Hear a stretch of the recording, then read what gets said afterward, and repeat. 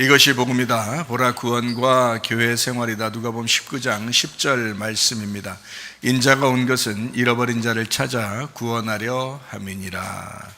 우리 주님이 가장 원하시는 것은 구원과 교회 생활입니다. 그리고 그 교회 생활에 성공하려면 반드시 잃어버린 자들이 구원받아야 교회 생활에 성공할 수가 있습니다. 그 말은 자기 자신이 슬플지라도 괴로울지라도 마음이 파괴되고 진멸당한 사람들, 그 사람들을 하나님이 부르셔서 교회로 만드십니다. 그게 교회 생활입니다.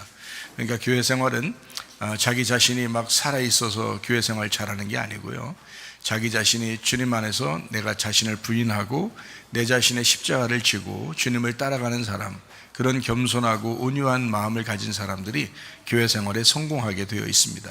잃어버린 자였기 때문에 그렇습니다. 그래서 그런 사람이 구원받아야 교회 생활에 성공합니다. 구약의 복음입니다. 이사야 53장 5절 말씀이죠. 주님이 찔리신 것은 우리 허물 때문이요 주님이 상하신 것은 우리 죄악 때문이라. 주님이 징계를 받음으로 우리가 평화를 누리게 되었고 주님이 채찍에 맞음으로 우리가 나음을 받게 되었습니다. 고린도후서 6장 2절 말씀입니다. 보라 지금이라. 은혜 받는 것도 구원받는 것도 지금입니다. 늘 하나님 안에서 지금을 어떻게 살아가느냐 중요한 거죠. 자, 누가복음 19장 10절 말씀이요. 어떤 사람을 구원한다고요? 잃어버린 자, 주님이 찾아오셔서 잃어버린 자를 구원하신다라고 말씀합니다. 누가복음 8장 11절 말씀에 씨는 하나님의 말씀이요 라고 되어 있습니다. 하나님의 말씀이 우리 안에 들어와야 이제 나무가 되고 열매를 맺는다라는 그런 말씀입니다. 자, 이제 우리가 계속해서 누가복음 1장, 2장, 3장, 4장, 5장, 6장, 7장을 공부하면서 우리가 누가복음 8장을 이제 가지고 계속해서 우리는 말씀을 지금 나누고 있습니다. 계속해서 말씀을 나눠도 우리에게 꼭 필요한 말씀들이고 이것이 성경 전체를 요약할 수 있는 그런 말씀들이다라고 하는 것을 기억하고 이 말씀들을 잘 들으시고 마음판에 새기면 그 말씀이 여러분에게 이제 씨앗이 열매를 맺을 때까지 이제 함께 하신다 그러죠. 그러니까 우리 자신들의 밭은 길가밭, 돌짝밭, 가시밭 이런 밭을 지나서 좋은 밭들이 되셔서 100배의 열매를 맺을 수 있는, 그러니까 진짜 웃음이 있는 이삭이죠. 진짜 웃음이 있는 마음속으로부터 웃음이 나오는 그런 진짜 웃음이 있는 100세의 축복, 100배의 축복 이삭이 여러분 안에 있기를 바랍니다. 누가복음 19장 10절 말씀입니다. 인자가 온 것은 잃어버린 자를 찾아 구원하려 함이니라 라고 되어 있습니다. 자, 우리는 이제 육체와 영에 대한 이야기를 우리가 지금 하고 있습니다. 육체와 영에 대한 이야기가 굉장히 중요하다고 하는 사실을 이제 알겠죠, 그죠? 알긴 알겠죠. 그래서 우리가 이것을 좀 성경적으로 요약하면서 이걸 또 같이 볼 수 있도록 하려고 합니다. 그러니까 이게 순서적으로 창세기부터 엄청나게 요약되어 있는 그런 말씀들이에요. 그러니까 이런 것들을 알고 있어야 성경을 보기도 쉽고, 그리고 내 마음판에 이게 기억하기도 쉽고, 그리고 그런 육체를 제거하는 데도 편리하고, 그리고 회개하는 거, 그리고 주님 안에서 받아들여서 주님 안에 살아간다는 것도 그것도 쉬워질 수 있습니다. 그래서 우리가 말씀을 통해서 하나님은 우리에게 말씀을 가르쳐 주려고 그러죠. 설교 한 편 듣고 집에 갔다 그래서 끝났다라는 그런 게 아니고, 성경 말씀을 알아야 성경 말씀이 우리를 인도하시죠.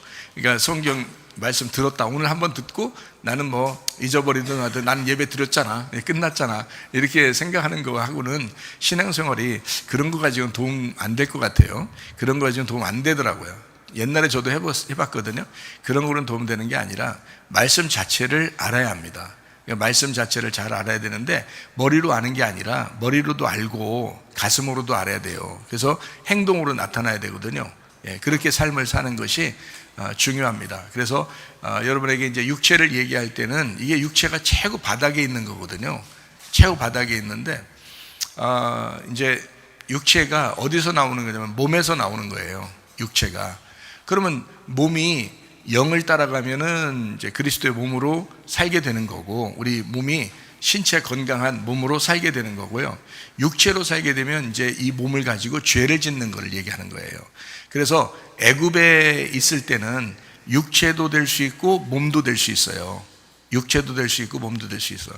그래서 가나안 땅에 있는 지성소, 가나안 땅에 있는 영, 법궤라고 하는 말씀을 따라서 살게 되면 이제 광야에 있는 혼도 그것을 따라 살게 되잖아요.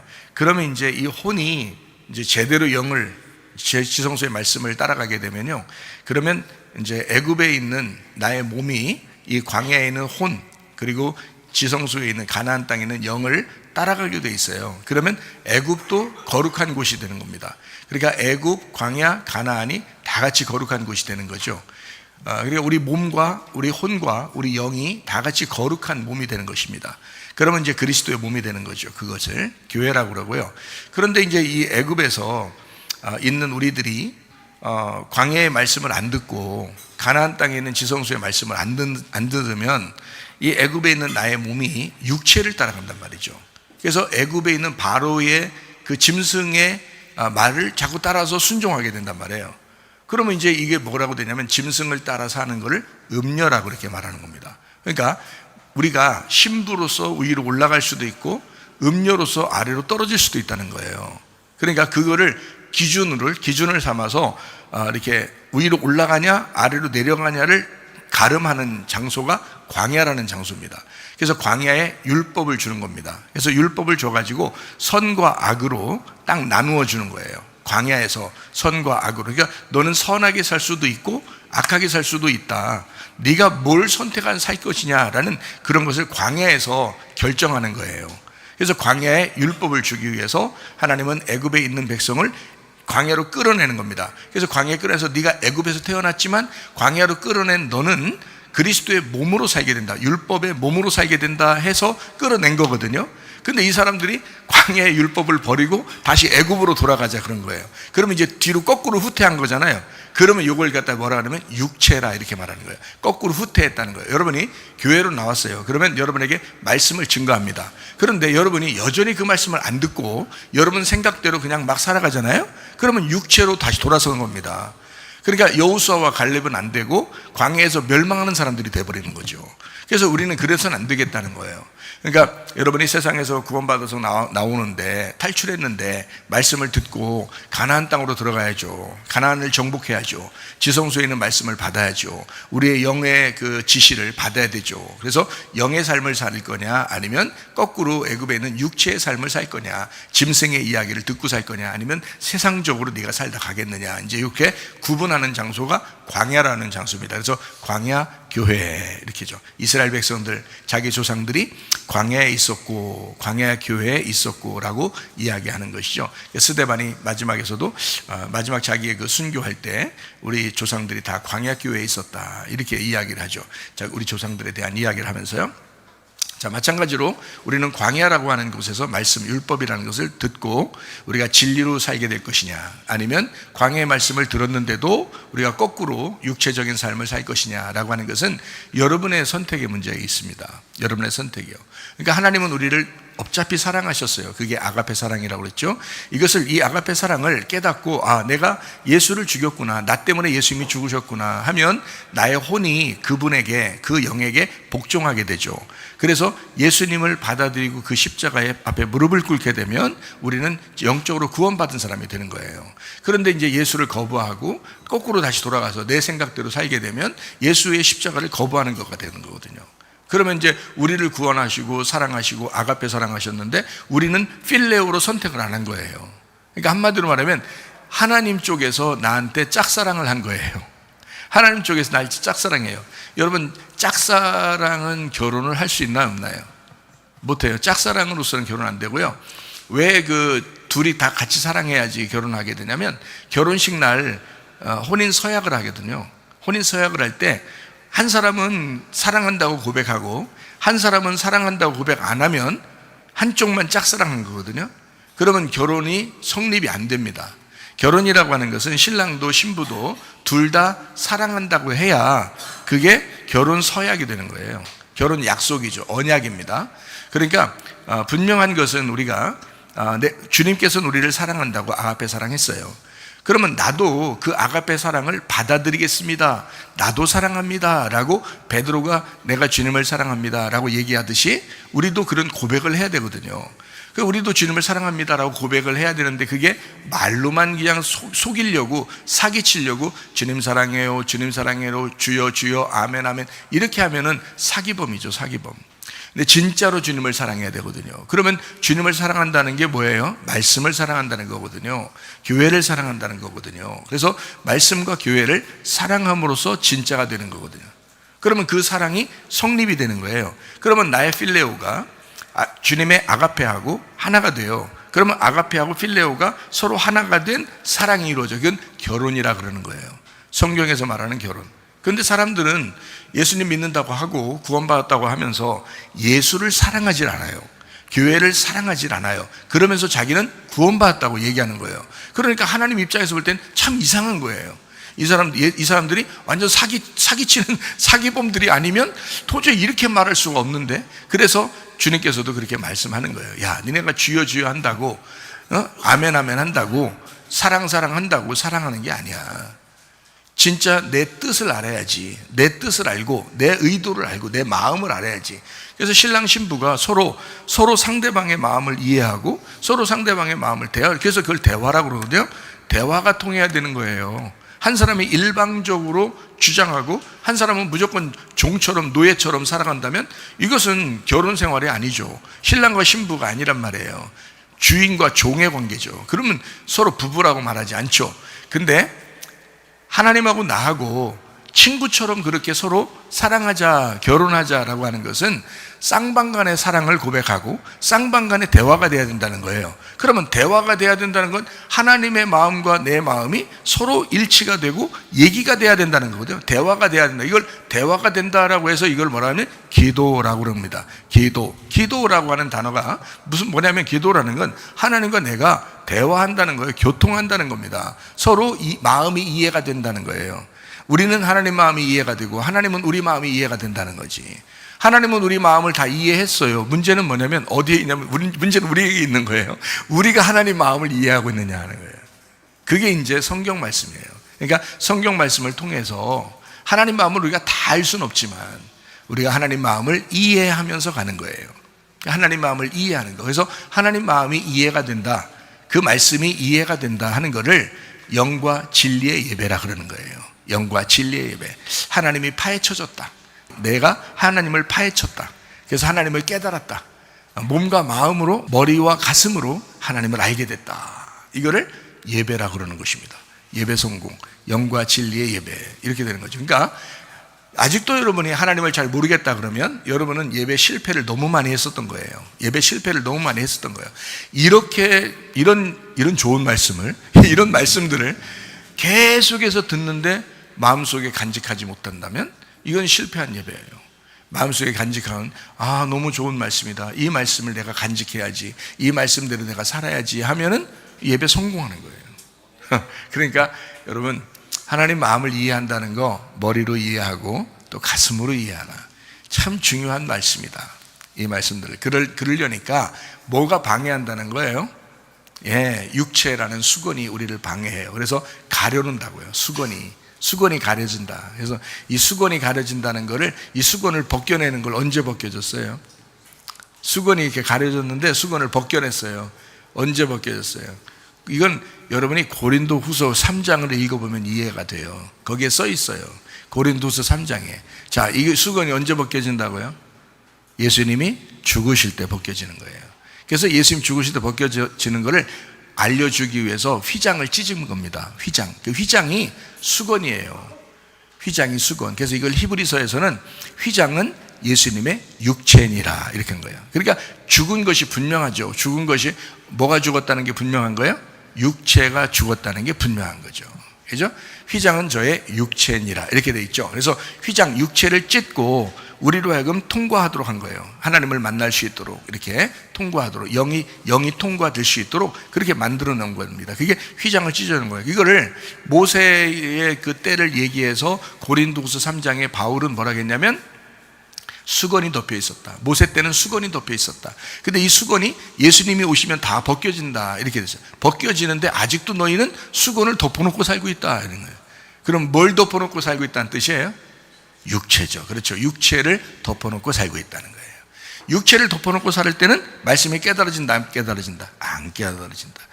말씀이 안 깨달아지면 하나님과 교통이 된다, 안 된다? 안 된다. 하나님과 교통이 안 되니 100번, 1000번을 기도해도 통과가 안 되는 거죠. 무슨 말인지 알겠죠? 그래서 육체를 제거해야 된다는 거예요. 여러분이 육체를 제거할 마음을 갖는 거, 그리고 육체를 제거해야 되겠다라고 결심하고 기도할 때는 회개하고 기도하는 거예요. 회개하고 기도가 되기 때문에 그걸 하나님이 응답하시는 거예요. 보시는 거예요. 너 지금 내가 안 이루어져도 어느 날 이루어질 거야. 내 때가 있어. 하나님의 때가 있거든요. 그래서 오늘일 수 있고 내일일 수 있고 1년 후가 될 수도 있잖아요. 그 하나님의 때에 반드시 응답해 줍니다. 네 육체를 제거하는 회개를 하려고 할 때 그때 하나님 앞에 기도해 보세요. 그러면요, 그럼 하나님께서 응답하십니다. 반드시 응답하십니다. 걱정 안 하셔도 돼요. 하나님 앞에서 여러분이 하나님 안에서 이제 다 평안하고 그리고 여유로운 마음을 갖게 해달라고 하나님 앞에 기도하고요. 그러려니까 육체가 자꾸 제거돼야 된다라고 하는, 그래서 육체를 쭉 여러분에게 설명을 하는 것입니다. 자, 우리가 이제 창세기 3장에는 선악과가 있다고 했죠. 그거 먹고 살으려고 했는데 하나님께서 그거는 너의 육체다라고 이야기하는 거예요. 그래서 육체의 열매가 창세기 4장에 가인을 통해서 나타났죠. 그래서 동생을 때려 죽였어요. 그리고 난 다음에 하나님께서 나타나서 가인의 회개를 받아주시고 구원해 주신다, 이런 얘기가 창세기 4장에 나와 있고요. 그리고 이제 그를 통해서 아들이 나오는 게 아니라 셋이라는 다른 아들을 아담과 하와에게 직계 아들을 다시 또 만들어서 거기서 하나님의 아들이 나오게 했다. 그러니까 요 세 사람은 하나인 거예요. 하나. 바로 우리 마음 안에 있는 겁니다. 가인이 아벨로 죽고 셋으로 다시 부활한다, 이렇게 된 이 하나를 설명하려고 창세기 4장에 우리에게 설명을 한 거예요. 그러니까 육체를 죽이고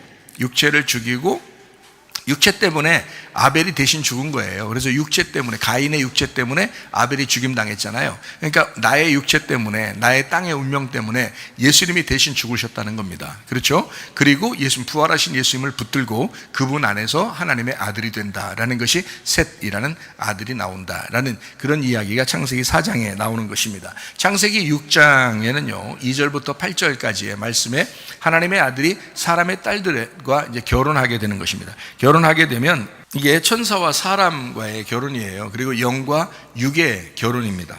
그리고 진리의 말씀과 세상 애굽의 말씀과의 결혼이에요. 그러니까 이게 둘이 같이 있다 보면 이걸 뭐라고 그래? 육체라고 하는 것입니다. 그래서 하나님의 아들, 사람의 딸들, 이것이 바로 육체다라고 3절에 나와 있죠. 그러니까 이게 육체라고 그런 겁니다. 육체 120살이 됐다라고, 이제 120살이 될 거다 이렇게 얘기하는데 이걸 육체라고 그래요. 그래서 이걸 네피림이라고 얘기하거든요. 그러니까 육체와 네피림이 지금 같이 이렇게 이야기하죠. 그러니까 하나님의 아들들, 사람의 딸들이 계속해서 육체라고 하는 것을 만들어낸다니까, 이게 뭐냐면 말씀이 섞였다는 얘기예요. 말씀이 섞였다. 그래서 요거를 네피림 육체라고 얘기하고, 이것은 항상 악하다는 거예요. 왜냐하면 육체가 결탁됐으니까 이건 항상 악한 거예요.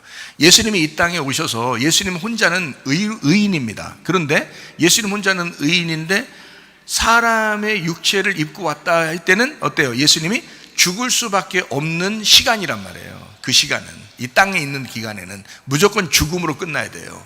예수님도. 근데 인간이라고 그래서 인간이 심판하는 겁니다. 땅 위에 사람 지으셨음을 한탄했다 그랬어요. 항상 악하니까 한탄했다. 왜냐하면 육체는 그렇게 살 수밖에 없다. 사람의 착하고 안 착하고 이 얘기가 아니에요. 성경의 얘기는 말씀이 섞였다는 얘기예요. 여러분이 진리의 말씀만 들으셔야 되는 이유입니다. 진리의 말씀만 들으셔야 되는데 다른 걸 자꾸 들으면 섞이잖아요. 말씀이 섞이면 그게 자체가 악한 거예요. 그 자체가. 여러분이 아무 걸 해도 다 하나님이 인정하지 않습니다. 그래서 저도 굉장히 조심스러워요. 굉장히 조심스럽고 조심하며 살아갑니다. 뭐냐면 내가 진리의 말씀으로만 살아야지. 근데 하나님이 계속 그 말씀들을 주셔요. 그렇기 때문에 진리의 말씀으로 살아가는 거, 내 자신이 하나님 앞에 은혜 받고 난 다음부터는 계속 진리의 말씀으로 하나님이 인도하시거든요. 그러니까 얼마나 감사한지 몰라요. 그러니까 진리의 말씀이 뭐다, 진리의 말씀이 아닌 것이 뭐다라는 걸 분명히 구분할 수 있단 말이에요, 저는. 근데 여러분은 구분하기가 쉽지 않아요. 그래서 말씀을 자꾸 들으셔야 되는 거예요. 진리의 말씀을 자꾸 들으셔야 된다. 그러면 여러분이 구분할 수 있게 되고, 구분할 수 있다는 것은 바로 여러분이 은혜를 받았다는 얘기예요. 그러니까 노아라고 하는 사람도 다 은혜를 받았다라고 얘기하죠. 그러니까 항상 악한 육체는요, 주변의 모든 것이 악해요. 그래서 하나님이 다 심판할 수밖에 없습니다. 그래서 노아만 은혜를 받았다. 그러니까 우리가 청구하는 것도 은혜로 청구한다라는 그런 말씀을 하는 거죠. 창세기 12장에 1절부터 4절까지 말씀 보니까 아브라함을 하나님 부르셔요. 이건 세상에서 불렀다는 얘기고 악한 그러니까 땅의 운명에서 불렀다는 얘기예요. 우리들과 똑같다는 얘기입니다. 그런데 이 아브라함을 불러서 본토 친척 아비집을 떠나라 그래요. 왜 그러냐면 하나님께서 지시할 땅으로 가라고 그렇게 이야기하는 거거든요. 그럼 지시할 땅으로 가는 너를 복을 내려줘야 되겠는데 본토 친척 아비집에서는 못 줘. 그래서 거기서 빠져나와야 되는 거예요. 그래서 이게 그 하나님이 지시할 땅으로 가는데 이 아브라함이 가요. 근데 롯도 함께 가는데 뭘 따라가냐면 말씀을 따라갔다 그래요. 여호와의 말씀을 따라갔다. 그러니까 그 자체가 이제 복이 되는 거예요. 그러니까 여호와의 말씀을 따라간 그 자체가 복인 거예요. 이쪽은 복이고 여호와의 말씀 따라가지 않고 땅의 운명에서 그냥 살았다면 그건 그냥 육체예요. 항상 악한 거예요. 아브라함도 항상 악한 거예요. 그런데 여기서 건졌어요. 우리도 항상 악한데 말씀으로 부르셨단 말이에요. 육체로 살아갈 수밖에 없는 우리들을 말씀으로 부르셨어요. 그래서 말씀과 육체가 섞어졌어요. 이 섞은 걸 하나님이 이거를 육체를 제거하는 겁니다. 그래서 본토 친척 아비집을 떠나야 돼. 너의 육체를 제거해야 돼. 땅의 운명을 제거해야 돼. 그러면 말씀만 남잖아요. 그럼 말씀만 따라가는 거예요. 그러면 복이 되는 거예요. 복의 근원, 복 자체가 된단 말이에요. 그래서 그 사람이 복이 되는 거예요. 그냥 그 자체가. 그거를 진짜 복 받았다라고 얘기하는 거죠. 여러분 자신들이 주님 안에서 진짜 복 받은 사람 되려면 진리의 말씀을 따라가셔야 합니다. 말씀을 따라가면 여러분이 복 있는 사람이 그냥 복 있는 사람이 아니라 복이 된다는 거예요. 복이 된다. 아브라함처럼 복이 된다 그래요. 하나님이 함께 하신다 그래요. 그 사람과 그냥 그런 자체가 된다는 거예요. 그것이 바로 창세기 12장에 있는 아브라함의 복입니다. 이거 본토 친척 아비집을 떠나는 그것을 먼저 이야기하는 거죠. 그런 다음에 하나님께서 하나님 앞에 말씀을 따라가는 아브라함을 복이 되도록, 복의 근원 되도록 만들어 주셨다. 그 사람부터 복이 시작되도록 만드는 거예요. 그러니까 그 자체가 복인 거지. 참 놀라. 여러분 자체가 복이 된다면 얼마나 감사하겠어요.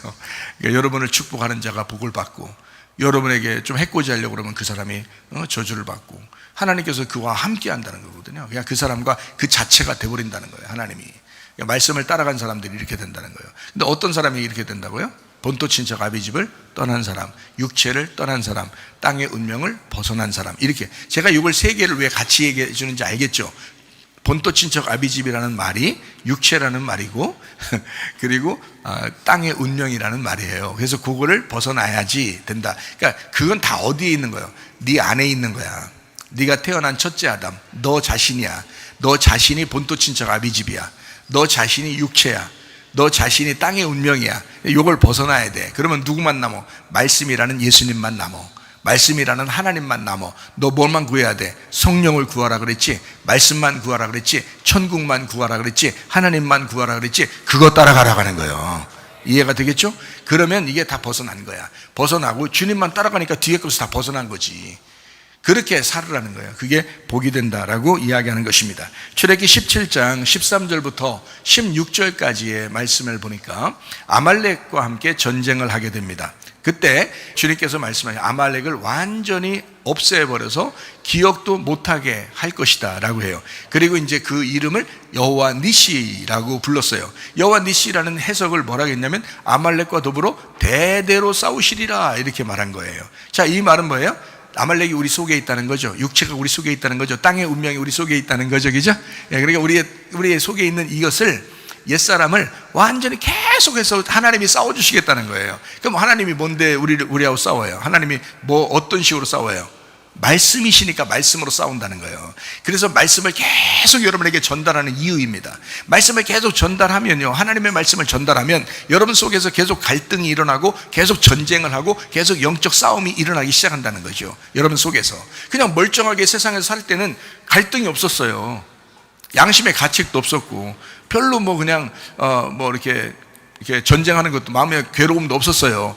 근데 이상하게 우리 교회만 나오면 교회 와서 예배만 드리고 그냥 앉아서 좀 그냥 편하게 있다가 그냥 집에 가려고 했는데 앉아서 말씀을 듣다 보니까 계속 갈등이 일어나, 계속 막 싸움이 일어나, 속에서 막 이상하게 막 괴로운 일이 막 자꾸 일어나요. 내가 진짜 말씀대로 살긴 살아야 되는데 라는 마음이 자꾸 들어와요. 자, 이게 뭐 어떻게 된 거예요? 싸움이 일어난 거죠. 속에서 싸움이 일어나기 시작해요. 자, 그럼 뭐의 싸움이에요? 하나님이 너의 아말렉과 싸우고 있다라는 그런 말이잖아요. 그죠? 그래서 너의 땅의 운명, 너의 본토 친척 아비집, 너의 육체와의 싸움을 하나님께서 하신다. 대대로 하셔서 승리하신다는 걸 여호와 니시라고 이야기한다라는 그런 말씀입니다. 자, 우리 이제 또 설명을 이제 쭉 하죠. 여기까지 설명하고 또 이제 설명하죠. 여호수아 6장에 보면 여리고성이 나옵니다. 근데 이 여리고성이요 무너져요. 여리고성은 뭐를 얘기하려고 하는 거예요? 육체를 얘기하려고 했다는 거죠. 그게 아말렉, 광야에 있었던 아말렉을 얘기하는 거예요. 그러니까 여리고성이라고 하는 건 본토 친척 아비집이에요. 그러니까 여리고는 여리고성의 가나안 땅에 안에 있었지만 여전히 애굽을 그리워하는 것을 놓지 않도록 애굽에 있는 것들을 그대로 그 여리고성에다 집어넣어놨다고요.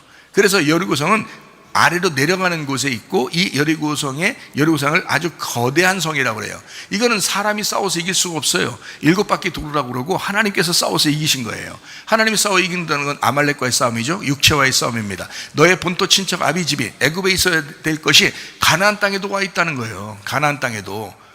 교회 와서 말씀을 듣고 예배 열심히 드리는데도 거기에 여리고성이 있다는 거예요. 거기에 네 마음속에 여리고성이 또 있다는 거예요. 이거 하나님이 싸워서 무너뜨려야 돼. 이거 사람이 못 무너뜨려서 하나님이 싸워서 이겨야 된다, 무너뜨려야 된다 해서 그거를 여호수아 6장에 여리고성을 무너뜨리는 내용이 나와요. 그리고 여호수아 7장에 보면 아간이라는 사람이 나오거든요. 여리고성 무너졌는데 거기에서 이상하게 또 욕심을 내가지고 가져온 게 있어요. 탐욕을 가지고 나온 게 있어요. 그 아간이라는 사람이, 그게 탐욕의 시작이 언제부터 있었어요? 탐욕의 시작, 선악과예요. 선악과를 먹는 것도 탐욕이었거든요. 육신의 정욕, 안목의 정욕, 이생의 자랑, 그것이 탐욕이었습니다. 그런데 먹음직, 보암직, 탐스럽게 하는 거, 그게 선악과가 그렇게 보인 거예요. 그래서 그걸 먹은 거거든요. 그래서 이게 이 육체라고 하는 이 사람은요, 늘 선악과를 그리워합니다. 이 선악과를 먹고 싶어 해요, 늘. 그러니까 계속해서 창세기부터 이게 선악과 먹은 다음부터 있어 왔어요. 그러니까 육체가 계속해서 없어지지 않고 선악과 먹은 다음부터 계속 있는 거예요. 요한계시록까지 있는 거예요. 그러니 우리가 인생 예수님 믿고 교회 다니면서 죽을 때까지 있는 게 육체라는 거죠. 그러니까 이거를 완전히 제거하면 회개가 되는 거고요, 제거하지 않으면 계속 끝까지 따라다니는 게 이 육체라고 하는 것입니다. 그러니까 하나님은 끝까지 싸워서 이기겠다, 대대로 싸워서 이기겠다, 네 자손에 이르게까지 계속해서 하나님이 내려가서 싸우겠다라는 거예요. 그게 여호와 니시입니다. 근데도 못 이겼다? 그러면 하나님이 싸우지 않으신 거예요. 하나님이 싸우게 해줘야 되는데 하나님이 싸우시지 않은 거야. 네가 싸우려고 하다가 그냥 혼자 넘어진 거예요. 그러니까 하나님이 싸우시게 하면 무조건 이기게 돼 있어요. 백전백승. 하나님은 이긴 거구나. 이미 이기고 또 이기시고 하는 거잖아요. 그게 지금 하나님이신데 모르고 우리가 자꾸 이기려고 하다가 우리가 넘어져 버린다고요. 아말렉 어떻게 이겨요, 여러분? 여러분 육체를 어떻게 이겨요? 여러분 땅의 운명, 땅에서 내려오던 원래 성격들, 원래 가지고 있었던 성품들, 본성들, 이런 걸 어떻게 이깁니까? 여러분 자신이 못 이겨요. 하나님이 역사해 주셔야 돼. 하나님이 이겨 주셔야 돼. 그걸 여호와 니시라고 해요. 하나님이 대대로 싸우시겠다라고 하는 거거든요. 이런 육체와의 싸움, 이거 여리고성 무너뜨렸고, 근데 가나안 땅에 있었던 아간이 요걸 갖다가 훔쳐왔어요. 여리고 있는 걸 훔쳐왔다는 것은 어디로 돌아갔다는 얘기예요? 애굽으로 돌아갔다는 얘기예요. 애굽으로 돌아갔다는 얘기는 아말렉이 네 속에서 아직도 살아있다는 얘기고, 너의 본토 친척 아비집이 네 속에서 끊어지질 않았다라는 그런 얘기예요. 가나안 땅에 왔는데도 그렇단 말이에요, 아간. 그랬을 때 여호수아 7장에 아간을 어떻게 해요? 하나님께서 죽이라고 그러죠. 죽여, 없애라. 이건 진짜 아간을 미워해서 그런 게 아니에요. 여호수아도 아간을 내 아들아 그랬어요. 아간을 자기 아들이라고 불렀습니다. 그런데도 아간을 죽일 수밖에 없었어요. 그리고 아간의 가족들도 다 죽였습니다. 왜 그러냐면 씨를 말려버려야 되는 거예요. 이런 걸 네 속에서 아말렉을 말려라, 완전히 죽여라, 없애버려라, 이런 뜻이지 진짜 사람 죽이란 뜻이 아니지 않습니까? 여러분 지금 여러분한테 뭐 누구 사람 죽여라 이렇게 가서 그렇게 하면 되겠어요? 안 되잖아요. 그런 말이 아니에요. 성경을 우리에게 쓴 것은 하나님께서 그 당시에는 진짜 샘플로 그 사람들이 살았지만, 말씀을, 성경을 그대로 살아야 되니까 샘플로 진짜로 이루어진 일이었겠지만, 진짜 우리들에게는 무슨 말이냐면 너희의 마음속에 있는, 예수 그리스도 십자가 못 박혀 돌아서 다 완성했는데, 다 이루었는데도 네 마음속에 아말렉이 있다. 네 마음속에 아직도 신할 땅을 그리워하는 게 있다. 아직도 여리고성에 있는 것을 탐욕을 부리는 것들이 있다, 네 속에.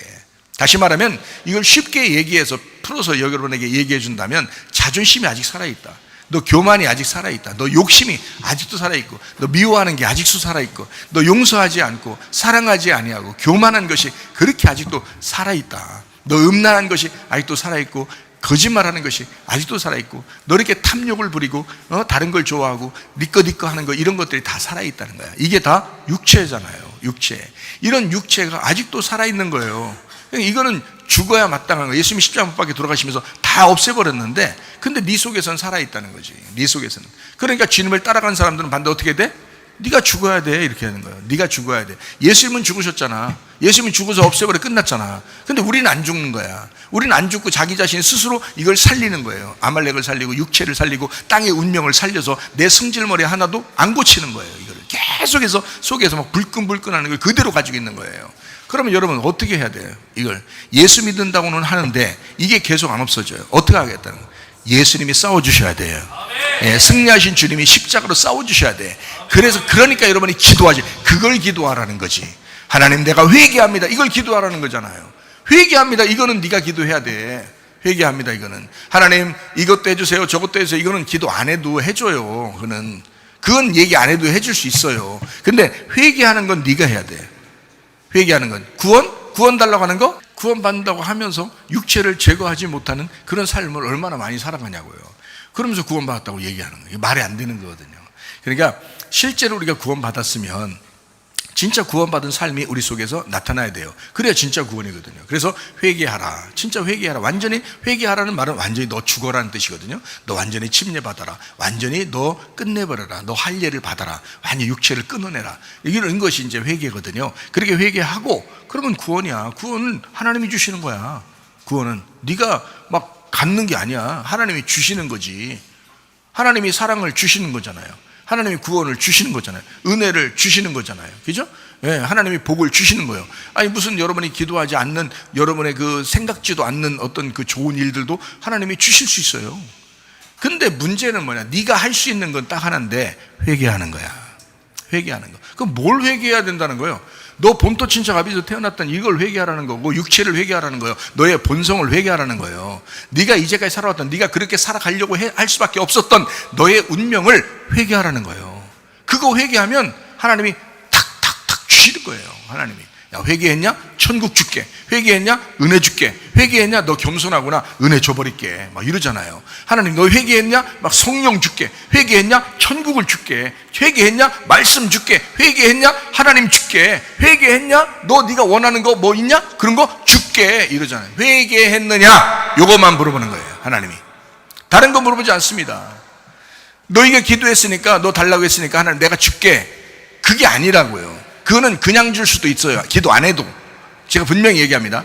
그런데 회개하는 건 우리가 해야 되는 거예요. 회개하는 건 내가 돌아서는 거거든요. 내 운명을 끊고 하나님 앞에 돌아선다는 거예요. 그게 회개거든요.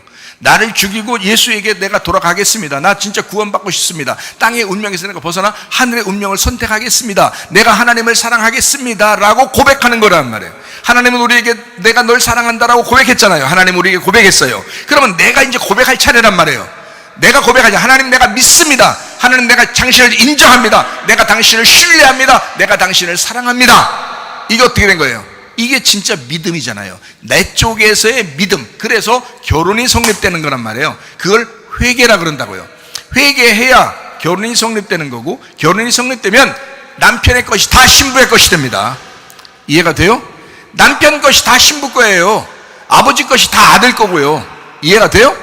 그러니까 결혼만 하게 되면, 예수님과 결혼만 하게 되면 하나님의 것이 다 우리 것이란 말이에요. 이해가 돼요? 그래도 안 그런 거 같죠? 자꾸 하나님이 안 주는 것 같고 막 그렇죠. 여러분, 안 주나 주나 별로 문제가 안 돼요. 왜 그러면 하나님을 받으면 마음이 바뀌어. 마음이. 그 마음에 여유로움이 생겨. 마음에 평안함이 생겨. 하나님이 주시는 것들을 너무 기쁘게 생각하고 너무 천국을 누릴 수 있게 되는 거예요. 그게 첫 번째입니다. 그 다음에 다른 것들은 필요하면 하나님이 주신단 말이에요. 그런 것도 다 주셔야 되는 거예요. 내가 따내는 게 아니에요. 무슨 말인지 알겠죠? 따내는 게 아니고 노력해서 수고해서 따내라는 게 아니거든요. 그러니까 사람들이 얼마나 신앙생활을 잘못하는 사람들이 많아요. 막 금식에서 따내고 철야에서 따내고 막 열심히 어떻게 해서 막 따내고 열심히 봉사해서 막 땀 뻘뻘 흘려가면서 막 따내고 이렇게 따내려고, 천국을 그렇게 따내려고 얼마나 노력합니까? 그건 하나님이 주시는 거예요. 뭐만 하면 돼? 우리가 회개하고 내가 말씀 사랑해야 되겠다.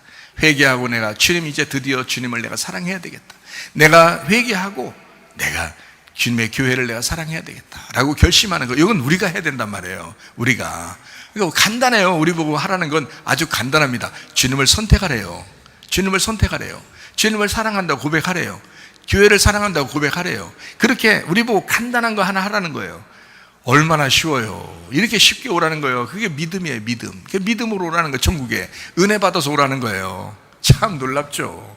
이렇게 하나님께서 오라고 이렇게 말씀하는 거거든요. 근데 이거를 거꾸로 돌아가는 사람이 있었어. 그게 아간이었습니다. 그러면 다 죽이죠. 그 주변의 환경도 죽이죠. 그거를 아골골짜기라 그렇게 한 겁니다. 그건 영원한 그 죽음의 무덤이 되는 거예요. 거기가. 그래서 십자가의 무덤이에요.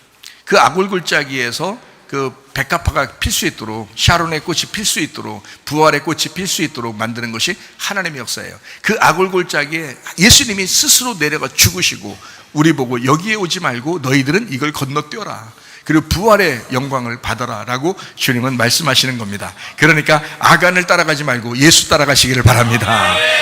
그게 이제 여호수아 6장 7장에 있는 내용이에요. 자, 사무엘상 15장 3절입니다. 지금 가서 아말렉을 쳐서 그들의 모든 소유를 남기지 말고 진멸하되 남녀와 소아와 젖 먹는 아이와 우양과 낙타와 나귀를 죽이라 하셨나이다 했습니다. 이거 언제예요? 이때가 사무엘, 사울, 다윗 이때거든요. 이때예요. 그러면 모세 때에도 그 얘기했죠. 예수님, 하나님께서 모세 때에도 여호와 니시라고 하면서 아말렉과 대대로 싸운다고 했잖아요. 그리고 나서 이게 지금 사울 왕 때입니다. 사무엘, 사울왕, 다윗 때, 이때에 아말렉을 또 얘기하잖아요. 그죠? 그렇단 말은 뭐예요? 연결됐단 말이죠. 성경이 연결되어 있단 말이에요. 그러면 연결되어 있는 게 어디서부터 내려오고 있다는 얘기예요? 육체라고 하는 아말렉을 제거하는 것을 하나님께서 직접 하셔야 된다는 거예요. 근데 사람이 이걸 남겨놓는 거예요. 사람이 자기 속에 있는 것들이죠. 육체적인 땅의 운명, 자기 그 본성 이런 것들이잖아요. 이런 것들을 그냥 그대로 간직하고 있는 거예요. 자기들이. 이걸 얘기하는 거잖아요. 자, 사무엘상 15장 9절 말씀입니다. 사울과 백성이 아각과 그의 양과 소의 가장 좋은 것 또는 기름진 것과 어린 양과 모든 좋은 것을 남기고 진멸하기를 즐겨 아니하고 가치 없고 하찮은 것은 진멸하니라 라고 되어 있습니다. 그러니까 하찮은 것들을 진멸하게 됐다. 그러니까 자기가 좋아하는 것들은 그냥 남기고, 내가 이건 참을 수 있겠어 하는 건 그냥 없애버리고, 자기 속에서 요건 내가 도저히 내가 이건 없앨 수 없겠어, 요건 내가 이건 참 없애기 힘들어 라고 하는 건 그대로 뒀다는 말이에요. 그건 그대로 뒀다. 자, 15장 22절 말씀입니다. 사무엘이 여호와께서 번제와 다른 제사를 그의 목소리를 청종하는 것을 좋아하심 같이 좋아하시겠나이까. 순종이 제사보다 낫고 듣는 것이 순양의 기름보다 낫다 라고 했습니다. 순종은 믿음입니다. 그리고 듣는 것입니다. 그러니까 말씀을 듣고 순종한다라는 그런 말이 같은 말이거든요. 그런데 말씀을 듣지 않았어요. 순종하지 않았어요. 이미 불순종했어요. 하나님이 인정하지 않습니다. 그렇죠? 아말렉 하나 때문에 그런 거예요. 그러면 그 전에 뭐라고 얘기했기 때문에? 아말렉과 하나님이 싸우시겠다고 했기 때문에, 그 육체를 제거해야 된다는 것을 하나님이 아시기 때문에 이렇게 말씀하시는 거죠. 사무엘상 15장 23절 말씀입니다. 이는 거역하는 것은 점치는 죄와 같고 완고한 것은 사신 우상에게 절하는 죄와 같음이라. 왕이 여호와의 말씀을 버렸으므로 여호와께서도 왕을 버려 왕이 되지 못하게 하셨나이다 라고 했습니다. 우리가 이제 우상숭배라고 하는 것은 이거 우상숭배하면 안 되지 라고 생각하면서 교회 나오잖아요. 그죠? 그런데 여러분이 말씀에 불순종하면 어떻게 될까요? 교회 앉아서 우상숭배하고 앉아 있는 거예요. 지금 여기 말하고 있잖아요. 말씀을 순종하지 않는 것은 너 우상숭배하고 앉아 있는 거야. 너 점치는 거 똑같은 거야. 너 무당에게 쫓아가는 거 똑같은 거야. 너 우상숭배하고 있는 거야. 우상에게 절하는 거야. 자, 말씀에 순종하지 않는데 예배는 드리러 나왔단 말이에요. 하나님이 그 마음을 보신다고 했잖아요. 우리에게 너의 겉모습으로 예배 드리는 앉아있는 모습을 보는 게 아니라 네 속에 있는 마음을 보신다고 한 거잖아요. 이거예요. 그러니까 하나님은 마음을 아신다. 그러니까 끝까지 하나님은 이 사울이 만약에 아말렉을 제거했었으면 아마 사울 왕이 계속해서 왕이 됐었을 거예요. 그런데 여전히 역시 성경은 참 놀라워서, 첫째 왕은 하나님이 이제 불순종했다고 제거하시고 두 번째 왕을 진짜 왕으로 다윗 왕을 세우시는 것을 볼 수가 있습니다. 그래서 다윗 왕은 어떻게 했다고요? 아말렉이라고 나오는 단어는 무조건 다 죽였다. 남녀노소 할 것 없이 다 죽였어요. 다윗은요. 아말렉이라는 말만 나오면 다 죽였어요. 그러니까 하나님의 그 역사하심 어떤가라는 것을 우리가 알 수 있겠죠. 자, 이제 사사기 21장 25절 말씀입니다. 그때 이스라엘에 왕이 없으므로 사람이 각기 자기의 소견에 옳은 대로 행하였더라 라고 했습니다. 그러니까 왕이 진짜 왕이 안 나타나면, 여러분 속에 진짜 왕 예수가 안 나타나면요, 여러분이 왕이에요. 그래서 스스로 왕이 돼서 스스로 자꾸 범죄하게 된단 말이에요. 자기 의견에 좋은 대로 자기가 왕으로서 생활한단 말이에요. 예수 그리스도가 왕이 되면 내가 없죠. 내가 죽었죠. 나를 부인하게 되죠. 내가 내 십자가를 지고 주님을 따라가게 되죠. 그러니까 내가 사라지고 예수님을 따라가게 되잖아요. 예수님이 왕이 되시잖아요. 근데 왕이 없으면, 네 안에 진짜 왕이 없으면 네가 왕이야. 그래서 네가 원하는 대로 자꾸 산단 말이에요. 그게 여러분의 본성입니다. 여러분의 땅의 운명이라고 하는 그 육체입니다. 이거 참 제거해야 되겠죠. 이렇게 말 들으면 뭐 제거하고도 남지. 이제 뭐 이렇게 이 정도로 얘기 들으면, 바보가 아닌 이상 이 정도 얘기 들으면 다 이제 제거하고도 남지. 진짜 그렇잖아요. 제거하고 싶죠. 진짜 제거하고 싶죠. 완전히 제거하고 싶죠. 그렇게 해야 그게 회개라니까요. 어차피 제거해야 될 거예요. 어차피 제거해야 되는 문제라고요. 이건 뭐 여러분이 말씀을 듣든 안 듣든 어차피 제거해야 거듭나는 거고요. 주님 앞에 거듭나 구원받으려면 반드시 제거를 해야 됩니다. 그러니까 육체라고 하는 것 지긋지긋하게 생각하고 아말렉과의 전투에서 승리하시기를 바랍니다. 잠언서 7장에 보면 음녀가 나옵니다. 음녀는 성경의 대표적으로 뭐예요? 육체를 설명하는 거거든요. 음녀, 육체의 열매 설명하는 거예요. 이게 잠언서 7장에, 잠언서에도 음녀, 창녀가 굉장히 많이 나오거든요. 잠언서에도. 왜 이렇게 잠언서의 그 지혜라는 그 잠언서에 그런 말들이 굉장히 많이 나오는데, 왜 그러면 그게 뭐 여자 진짜 뭐 여자 조심하라 그것도 되지만, 남자들 보고 여자 조심하라 그러는데 여자들이 잠언서를 읽으면 이제 또 여자들을 또 조심해야 된다 이런 말일까요? 그런 말은 아닐 거 아니에요. 이게 창녀, 음녀라고 하는 잠언서 7장에 나오는 이런 말들은 애굽 여자를 얘기하는 것입니다. 애굽 여자. 다시 말하면 육체의 열매를, 그 여자를 조심해라라는 그런 말이죠. 그래서 육체의 열매를 조심하고 너희가 지혜를 따라 행동해라. 지혜가 되신 말씀이신 예수님을 따라가라, 이런 뜻이거든요. 지혜를 따라가라. 지혜가 모든 것이다 라고 할 때 그 지혜는 말씀이신 예수님을 얘기해요. 그분을 따라가야 된다. 자, 애굽에 있는 그 여자를 따라가지 마라. 창녀를 따라가지 마라. 음녀를 따라가지 마라. 육체를 따라가지 마라. 너의 땅의 본성을 따라가지 마라. 땅의 운명을 따라가지 마라. 이것을 너는 버려버리고 예수 그리스도 말씀, 지혜를 따라가야 된다라고 하는 게 잠언서입니다. 이거예요. 자, 말라기서 4장 5절 6절 말씀입니다. 보라, 여호와의 크고 두려운 날이 이르기 전에 내가 선지자 엘리야를 너희에게 보내리니 그가 아버지의 마음을 자녀에게로 돌이키게 하고 자녀들의 마음을 그들의 아버지에게로 돌이키게 하리라. 돌이키지 아니하면 두렵건대 내가 와서 저주로 그 땅을 칠까 하노라 하시니라 라고 되어 있습니다. 말라기서는 구약 성경의 마지막입니다. 그럼 마지막에 이렇게 쓰면서 뭐 때문에 썼다는 거예요? 뭐 때문에? 하나님의 마음을 우리에게로, 우리 마음을 하나님에게로 돌이키게 하려고 그렇게 왔다는 거예요. 그렇죠? 그렇게 주님께서 오실 때 그렇게 한다는 거예요. 그게 무슨 말이냐면 크고 무서운 날이 임할 것이다. 근데 그 크고 무서운 날은 심판인데, 크고 무서운 날이 임하기 전에는 반드시 뭐가 온다? 침례 요한이에요. 구약에는 엘리야고요. 그래서 구약의 엘리야처럼 엘리야가 오게 된다. 엘리야가 오는 것을 침례 요한이었다. 그러면 침례 요한은 예수님과 같이 오는 거거든요. 예수님을 소개하기 위해서. 침례 요한은 뭐 하러 온 거예요? 이게 침례 요한이 예수님과 같이, 예수님은 침례 요한과 같이 함께 등장하는 거예요. 자, 성경 구약 성경에는 엘리야와 엘리사가 같이 등장하죠. 그래서 엘리야는 십자가 예수를 얘기해요. 엘리사는 부활하신 예수님을 얘기하는 겁니다. 이게 마지막 때 와서 예수님이 나오실 때는 침례 요한은 이제 심판의 예수를 의미하는 거고, 예수님은 구원의 예수를 의미하는 거예요. 그래서 침례 요한으로부터 침례를 받게 되면 예수님이 그 사람들을 구원하는 거예요. 그래서 같이 나오는 거란 말이죠. 구약 성경에 보면은 다윗과 솔로몬이 있습니다. 그럼 다윗은 아버지고 솔로몬은 아들이죠. 그럼 다윗은 피를 많이 흘렸기 때문에 성전을 지을 수가 없다라고 돼 있어요. 그러면 다윗이 솔로몬이고 솔로몬이 다윗인데, 다윗 때 모든 재료를 준비하고 설계도까지 다 준비합니다. 그것은 십자가 예수를 의미하기 때문에 그래요. 그렇지만 그를 통해서 성전이 이루어지진 않아요. 이 성전은 솔로몬이 와야지 이루어지는 겁니다. 십자가가 지나서 그래서 부활의 영광이 오면은 여러분 속에 십자가의 회개가 끝나고 부활이 오면 평안이 온다는 거예요. 그래서 여러분 마음이 평안하다, 마음에 여유가 생기고 이상하게 평안이 온다 그러면 기도의 응답이라고 제가 얘기하라고 했죠. 그렇단 말이에요.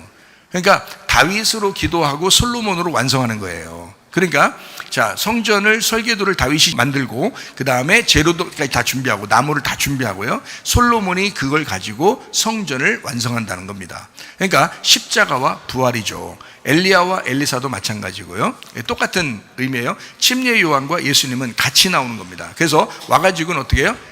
율법은 완전히 목을 자르는 거예요. 그래서 침례 요한은 죽을 때 어떻게 죽어요? 목이 잘려서 죽습니다.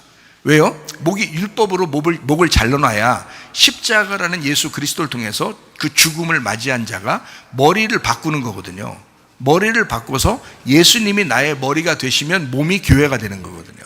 그래서 침례 요한 때는 율법이니까 목을 잘라놔요. 그래서 목을 잘라서 죽여버린다고요. 그리고 예수님이 와가지고는 교회를 세우는 겁니다. 그 몸을 교회를 세우는 거예요. 그러니까 이게 놀라운 이제 그 두 개가 이제 연결돼서 하나가 되는 그런 놀라운 말씀들이거든요, 이 말씀들이. 자, 그래서요, 크고 무서운 날이 이르기 전에 엘리야가 온다, 침례 요한이 온다. 그러면 그 침례 요한을 통해서 너희가 죽음을 맞이한다, 심판을 맞이한다. 자, 여러분에게도 똑같아요. 자, 제가 여러분을 먼저 만나는 거예요. 예수님을 먼저 만나는 게 아니고 여러분이 예수님을 직접 먼저 만나는 게 아니라 저를 먼저 만나요. 그러면 저를 먼저 만나면 저는 여러분에게 어떻게 얘기하나요? 여러분에게 제가 구원을 주나요? 여러분에게 제가 사랑을 주나요? 제가 무슨 여러분에게 은혜를 주나요? 여러분에게 제가 천국을 줄 수 있습니까? 그런 능력이 제가 있습니까? 없어요. 저는 그걸 주는 게 아니에요. 저는요, 율법의 말씀을 주는 겁니다. 그래서 여러분 자신들이 회개하게 만들어요. 그 가슴을 찢게 만들어요. 휘장이 찢어지도록 만듭니다. 그러면 그 속에 하나님의 영이 침투해 들어가는 거예요. 하나님의 천국이 여러분 속에 들어가는 거예요. 하나님의 말씀이 여러분 속에 들어가고 하나님의 사랑이 들어가는 거고 하나님의 은혜가 들어가는 거예요. 그게 진짜 좋은 거란 말이에요. 진짜 복음이란 말이에요. 그래서 회개를 통해서 천국이 오게 된다 해서 이거를 복음이라고 그래요. 십자가와 부활의 복음이다, 이렇게 얘기하는 겁니다. 그러니까 이게 하나가 되는 거죠. 같이 왔는데 목이 잘릴 때까지 필요한 것은 침례 요한이 필요한 거예요. 그때까지는 예수님이 안 나타나요. 침례 요한이 일할 때까지는 예수님이 안 나타나요. 그래서 침례 요한이 목이 잘려서 죽으니까 어떻게 해요? 그때 예수님이 나타나잖아요. 이어서 나타나는 거란 말이에요. 자, 여러분이 하나님 말씀을 들어요. 제가 예수님 아니라겠죠. 제가 여러분에게 구원을 주는 게 아니에요. 말씀을 전달합니다. 말씀을 전달하는데 이상하게 여러분 가슴이 찢어지고, 이상하게 여러분 회개하고 싶어지고, 이상하게 막 주님이 그리워지고 막 이런단 말이에요. 그러니까 율법의 말씀 때문에 자기 자신이 막 힘들어지는 거예요. 심판을 받는 거예요. 자기 육체적으로 안 살면 괜찮은데 육체적으로 살려고 하다 보면 자꾸 그 말씀이 생각나. 그럼 제 삶의 말씀이 생각나면 날수록 계속 막 이 양심에 가책이 되고 갈등이 일어나고 이게 찢어진다는 말이죠. 그때 여러분이 골방에 있을 때나 길을 걸어갈 때나 교회 와서 기도할 때나 집에 혼자 있을 때나 상관없이 하나님은 막 침투에 들어가신다고요. 그렇게 될 때, 이게 찢어질 때 하나님은 들어가신단 말이에요. 그러니까 회개를 만들고 그 회개에 천국이 오신다는 거예요. 이해가 되시겠죠? 이렇게 말씀이 연결되어 있다라는 그런 말씀입니다. 그래서 말라기서 4장 5절 6절의 이 말씀은 침례 요한이 먼저 오게 된다, 엘리야라는 침례 요한이 먼저 오게 된다. 왜 와요? 마음 바꾸려고 온다 그랬잖아요. 하나님의 마음을 우리에게로, 우리 마음을 하나님에게 돌이키려고 하는, 하나님의 마음이 여러분에게 왔어요, 안 왔어요? 왔어요. 이거는 십자가 못 박혀 돌아가실 때 이미 다 온 거예요. 하나님의 마음이 이미 다 왔어요. 하나님은 아가페 사랑이고 그 사랑이 이미 다 온 거예요. 여러분 교회 다니지 않아도 하나님의 마음은 이미 다 온 거예요. 교회 안 다니는 사람들에게도 온 거고 교회 다니는 사람들도 온 거예요. 근데 문제는 이제 엘리야를 만나야 돼. 그 침례 요한을 만나야 돼. 자, 최사무엘 목사를 만나야 돼. 이제 어떻게 해야 돼? 여러분 마음을 하나님께 돌이키게 하는 거예요. 여러분 마음을 하나님께 돌이키도록 만드는 게 제가 할 역할이라고요. 제가 하는 역할이라고. 무슨 말인지 알겠어요? 그러면 여러분 마음을 하나님께 돌이키면 어떻게 돼요? 둘이 짝사랑이 아니라 둘 다 이제 기브 앤 테이크, 서로 필레오 사랑을 하게 된다는 거지. 그러면 그게 결혼되었다, 이렇게 하는 거예요. 마음만 바꾸면 돼요. 여러분, 저는 마음을 자꾸 바꿔주면 되는 거예요. 여러분 마음을 어떤 식으로 바꿔줘요? 길가 같은 마음, 돌짝 같은 마음, 가시밭 같은 그런 마음을 갖다가 자꾸 갈아엎도록 만들어요.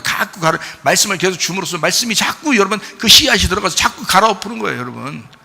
그럼 마음만 갈아엎어지면 어떻게 해요? 하나님께 돌이키게 되겠죠. 마음이 하나님께 마음이 딱 돌이키게 되면 여러분, 하나님은 이미 여러분에게 마음을 다 열어놓고 있기 때문에, 하나님의 마음은 이미 여러분에게 향해 있었기 때문에 여러분만 마음을 하나님께 돌이키면 하나가 되는 거예요. 아, 놀랍죠. 이거를 성경의 영적 결혼이라고 하는 것입니다. 하나님과의 결혼, 하나 되었다, 신랑과 신부가 되었다. 참 놀라운 이야기입니다. 이게 말라기서 4장, 다시 말하면 구약 성경의 마지막에, 예수님 오시기 전에 마지막에 쓴 내용이에요. 이게 말라기 4장 마지막에 마지막, 그러니까 구약 성경의 마지막에 쓴 내용, 이거예요. 여러분, 마태복음 25장, 이제 신약으로 한번 가봅니다. 신약에 가보면 마태복음 25장이 있어요. 마태복음 25장에는 열처녀, 달란트, 양과 염소에 대한 비유가 나와 있어요. 그렇죠? 그러면 이게 어떻게 갈라진 건 보세요. 열처녀도 슬기로운 다섯처녀, 미련한 다섯처녀가 있습니다. 그러면 슬기로운 다섯처녀는 틀림없이 뭐예요? 신부라는 얘기예요. 미련한 다섯처녀는 뭐라는 얘기예요? 틀림없이 음녀라는 얘기예요. 그렇죠? 그러면 신부라고 하는 것은 거룩한 걸 얘기하는 거고, 음녀는 뭘 얘기하는 거예요? 육체의 삶을 살고 있다는 얘기입니다. 그죠? 그러면 신부는 하늘의 운명을 가지고 사는 사람이고, 음녀는 바로 미련한 다섯처녀는 땅의 운명을 가지고 살고 있다라는 거예요. 둘 다 말씀을 들은 사람들이에요. 둘 다 말씀을 들은 사람들이에요. 근데 한쪽은 신부가 되고 한쪽은 음녀가 된단 말이에요. 왜 음녀 때문에? 뭐 때문에 그러냐? 육체적인 삶. 육체적인 삶. 그러니까 기름 등불이 준비되지 않았다는 거예요. 기름 등불이 꺼져가고 있다. 말씀이 계속 사라지고 있다. 그 속에서. 그러니까 이게 말씀이 자기를 인도해야 되는데 인도하지 않고 계속 꺼져가는 거예요. 자, 이스라엘 백성들이 애굽에서 광야로 나올 때 말씀으로 나왔어요? 아니면 그냥 지들이 그냥 아무렇게나 나왔어요? 말씀으로 하나님 인도해서 나온 거예요. 말씀으로 구원하고 말씀으로 인도해서 나온 거예요. 광야까지 나왔는데 여기에서 지들이 그냥 계속 이 속에서 기름이 꺼지는 거예요. 이 등불이 꺼지는 거예요. 말씀이 계속 사라지는 거예요. 그러니까 애굽을 자꾸 그리워하는 거예요. 육체를 자꾸 그리워하는 거예요. 가나안 땅에 들어간 아간도 역시 여리고성에 있는 걸 그리워하는 거예요. 그럼 어떻게 해? 하나님은 그걸 제거해야 되거든요. 아말렉과 계속 싸워야 되니까 하나님은 계속 제거해야 되는 거거든요. 그러면 여러분 속에 그 일이 있다는 거야. 그럼 미련한 다섯처녀와 슬기로운 다섯처녀가 다 어디에 있다는 거예요? 우리 마음 안에 있다는 거예요. 그러면 미련한 다섯처녀를 여러분 속에서 제거해야 되겠죠. 그게 뭐예요? 땅의 운명, 육체, 여러분 속에 있는 악한 본성, 그거를 제거하란 말이에요. 그러면 슬기로운 다섯처녀가 여러분 속에 있겠죠. 그럼 슬기로운 다섯처녀는 주님의 신부가 되는 거예요. 그러니까 여러분 음녀를 제거하고 신부가 되어라 라고 하는 그런 말씀이에요. 그럼 뭐 때문에 그렇다고? 육체냐 아니면 영이냐, 뭐냐 이게. 그러니까 그 하나님의 기름이 여러분 속에서 꺼져가지 않도록 영을 계속 주입해야 된다는 거예요. 하나님의 말씀을 계속 주입해야 된다는 거예요. 그걸 얘기하는 거잖아요. 자, 또 달란트 비유도 있죠. 달란트 비유 때 뭐 5달란트, 2달란트, 1달란트 다 말씀을 얘기하는 거예요. 말씀을 전달해 줬다는 얘기예요. 다 말씀을 받은 사람들이에요. 근데 하나 받은 사람이 어떻게 해요? 쌓아놓죠. 육체라고 그랬잖아요. 육체를 벗겨내고 빨리 이걸 가지고 장사를 해야 되는데 장사도 아니하고 그냥 확 집어넣어놨단 말이에요. 그러니까 어떻게 해요? 하나님, 주님께서 오실 때 책망한단 말이죠. 쌓아놨으니까. 뭘 얘기하는 거다? 육체로 실패하는 것을 얘기하는 겁니다. 양과 염소가 있죠. 그러면 양은 자기가 한 일을 몰라요. 염소는 자기가 한 일을 분명히 알고 있습니다. 그럼 무슨 말이에요? 양은 자기가 한 일을 몰랐다는 얘기는 자기가 했다는 게 아니에요. 주님이 했다는 거예요. 그렇기 때문에 자기가 한 일을 모르겠어요. 주님이 내 안에 들어오셔서 막 살아가고 있으니까 내가 한 것 같지가 않은 거예요. 예수님이 하신 것 같은 거야. 기억이 안 나는 거예요. 무슨 좋은 일을 했는지도 아무도 기억이 안 나고 기억도 하고 싶지도 않은 거야. 그냥 주님이 살아가는 거예요. 살아가는 그 자체인 거예요. 그런데 염소는 안 그래요. 염소는요, 내가 교회에서 이렇게 살았는데, 내가 교회를 해서 이렇게 했는데, 내가 목사님한테 이렇게 잘했는데, 내가 이렇게 했는데, 저렇게 했는데, 이게 다 기억나는 거예요. 다 이거 완전 염소입니다. 음녀, 육체로 살아가는 사람들이에요. 자기의 탐심으로 살아가는 거예요. 다시 말하면 하나님 앞에 뭔가 보상을 바라고 일을 한 거예요. 보상을 바라고, 내가 요만큼 했으니까 하나님이 나한테 이만큼 주셔야지라고 보상을 바라고 일을 했던 거예요. 그러니까 기억이 나죠. 왜냐하면 자기가 한 만큼 받아야 되니까, 어차피 받아야 되니까 그 한 거를 기억해야 그만큼 이상을 주셔야 되니까, 그렇게 생각한 것이 바로 염소였던 거예요. 양과 염소에 대한 비유를 여러분 잘 보세요. 양은 기억하지 못합니다. 근데 염소는 기억합니다. 근데 하나님께서는 그걸 아무것도 인정하지 않습니다. 그러니까 보상을 놓고 일하는 게 아니라 보상을 위하지 아니하고 주님을 사랑하기 때문에 일을 한 것을 양이라고 그렇게 말해요. 그러니까 그걸 신부라 이렇게 이야기하는 거죠. 무슨 말인지 알겠죠? 그러니까 염소는 육체였다, 육체적으로 살았던 것이다 라는 이야기입니다. 누가복음 10장에는요, 여리고성에 내려가다가 강도를 만난 사람이 있습니다. 강도를 먼저 만났어요. 그 다음에 선한 사마리아인이 와서 치료해 주는 장면이 누가복음 10장에 나오거든요. 그러면 누가복음 10장에 여리고로 내려간다 그랬어요. 그러면 위에 있다가 아래로 내려가고 있다는 얘기예요. 그러면 어디로 내려가고 있다는 얘기예요? 애굽으로 내려가고 있다는 얘기고, 육체로 내려갔다는 얘기고, 너의 땅의 본성으로 그대로 내려간다. 너의 육체적으로 살아가고 있다. 너의 그 악한 본성으로 자꾸 살아가려고 한다. 너 땅의 운명대로 계속해서 이렇게 살아가고 있는 거를 못 놓고 계속 그렇게 살아가려고 한다 라고 하는 그런 거예요. 이게 여리고로 내려가는 것입니다. 그러니까 이게 똑같은 얘기를 지금 누가복음 10장에도 설명하고 있는 거예요. 이렇게 내려가다가는 누굴 만나야 돼? 강도 만나야 돼요. 악한 목자를 만난단 말이에요. 후드로 패버리는 그 악한 목자 짐승을 만나는 것입니다. 그러면 거기서 막 완전히 발가벗겨지고 완전히 찢겨버리죠. 그리고 완전히 반은 죽여버리죠. 그냥 그렇게 된 사람을 선한 사마리아인이 와서 구원하는 겁니다. 다시 말하면 잃어버린 자가 됐단 말이에요. 잃어버려서 나 아무것도 못 움직여요, 나 죽었습니다 하는 그런 사람들 주님께서 찾아가서 구원하시는 겁니다. 그게 누가복음 10장의 이야기입니다. 이거를 요한복음 10장에서는 악한 목자, 선한 목자라고 이야기하는 겁니다. 선한 목자가 먼저 오기 전에 누가 먼저 온다고? 악한 목자가 먼저 와서 사람들을 막 이렇게 해친다고요. 그래서 악한 목자는 해치기 위해서 오는 것이다. 그 다음에 선한 목자가 그 사람들을 해쳐짓는 사람들을 불쌍히 여기고 그 양들을 모아서 자기 말을 듣게 하기 위해서 선한 목자가 찾아오시는 거예요. 그래서 악한 목자 먼저 오고 그 다음에 선한 목자가 온다라고 하는 것입니다. 자, 어떤 사람에게 악한 목자가 오는 건가요? 육체로 사는 사람들에게 악한 목자가 오게 되어 있습니다. 그러니까 육체와 악한 목자는 같은 편이고요, 그리고 거룩한 신부하고 그 선한 목자는 같은 편입니다. 그러니까 우리가 어떻게 살아야 되는지 분명히 구분을 할 수가 있죠. 성경의 모든 부분들이 다 이렇게 나누어져 있습니다. 그러니까 우리는 설교를 들을 때, 말씀을 들을 때 이 말씀들을 정확하게 나누어서 설명을 들을 줄 알아야 되겠죠. 그래서 이 말씀이 무슨 말씀이구나 라는 걸 이해할 줄 알아야 됩니다. 자, 우리 요한복음 말씀 하나 보겠습니다. 요한복음 1장 14절 말씀입니다. 말씀이 육신이 돼서 우리 가운데 거하심에 우리가 그의 영광을 보니 아버지의 독생자의 영광이요 은혜와 진리가 충만하더라 라고 되어 있습니다. 자, 육신과 하나님의 영, 그러니까 독생자의 영광, 은혜, 진리, 그러니까 하나님의 말씀, 이것이 있습니다. 육신하고 이 말씀하고 있습니다. 이 두 개가 있으면 어떻게 된다고요? 어디까지 가야 된다고? 십자가까지 가야 된다. 그래서 십자가의 죽음으로 육신이 끝날 때 이 말씀이 영원히 우리의 주인 되시고 영원히 왕이 되신다. 이게 부활이거든요. 그러니까 부활의 영광 되신 예수님과 함께 산다는 것은 육신으로 다시 산다는 얘기가 아닙니다. 우리가, 그죠? 그리스도의 몸으로 산다는 얘기고, 그리스도가 나의 머리가 되시고 나의 주인 되시고 나의 왕이 되셨다. 말씀이 나의 왕이 되셨다, 말씀이 나의 주인 되셨다라고 그렇게 살아가는 것을 이야기한다는 거죠. 그게 말씀이 육신이 됐다, 이 말씀을 여기 요한복음 1장에 이야기하면서 말씀이신 하나님이 이 땅에 오셨는데 육신을 입고 왔다. 결국 십자가까지 가야 되는데 가서 죽는 건 육신이다. 육체가 죽으면서 말씀이 영원히 살게 될 것이다 라고 하는 것을 이야기하는 것이 이 요한복음에 있거든요. 그러면 요한복음을 이게 딱 펼쳐서 지금 설명하는 거거든요. 그러면요, 보세요.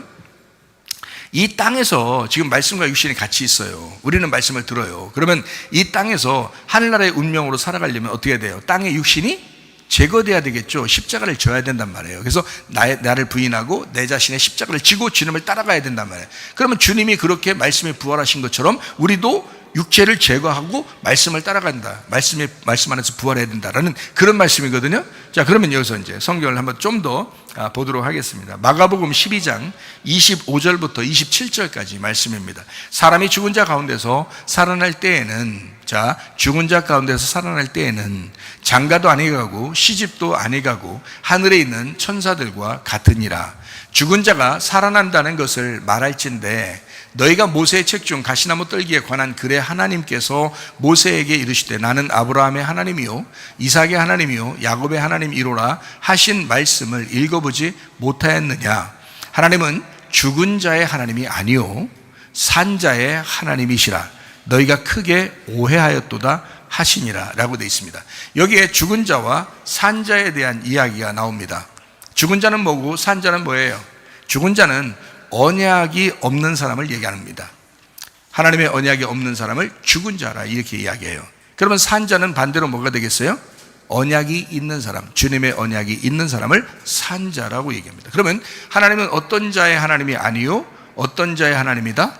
언약이 없는 자의 하나님이 아니고 언약이 있는 자의 하나님이다, 이렇게 되는 거죠. 그죠? 말씀이 없는 자의 하나님이 아니고 말씀이 있는 자의 하나님이 되신다, 이 말이잖아요. 그렇죠?